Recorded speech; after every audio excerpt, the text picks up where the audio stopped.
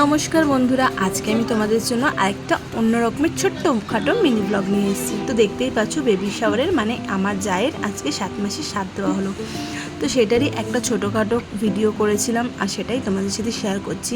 তো তোমাদের কার কার এই নিয়মগুলো আছে অবশ্যই কমেন্ট করো, আর তোমরা অবশ্যই ভিডিওটা ভালো লাগলে লাইক করো, শেয়ার করো।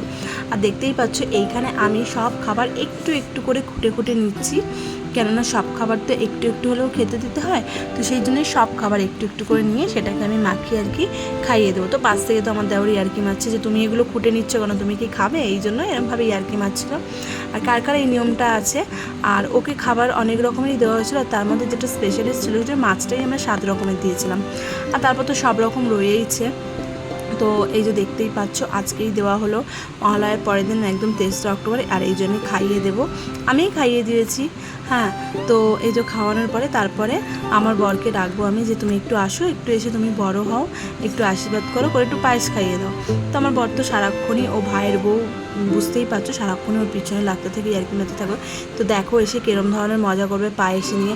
আর কার কার বাড়িতে এরকমভাবে ভাইয়ের বউয়ের সাথে ভাসুররা মানে বৌমা হিসেবে না দেখে এরকম বোনের মতন খুনসুটি করে, ঝগড়া করে বা এরকম পিছনে লাগে, সেটা একটু দেখো।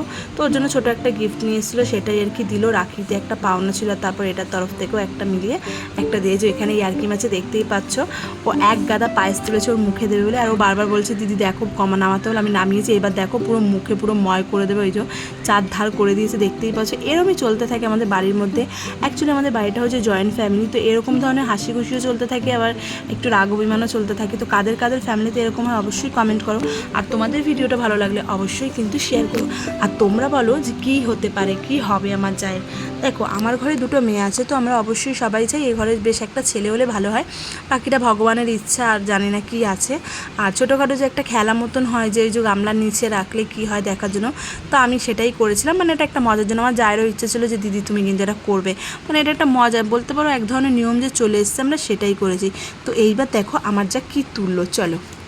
তো এই দেখো এদিকে আমি নোড়ার প্রদীপ চাপা দিয়ে রেখে দিয়েছি, এবারও কী তুলবে সেটা তোমরা নিজের চোখেই দেখে নাও।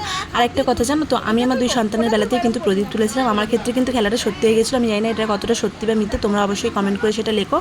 আর আমরা একটাই কথা বলবো, আমরাও চাই দিনের শেষে যে সন্তানই আসুক সুস্থ সবলভাবে মায়ের কোল জুড়ে আসুক।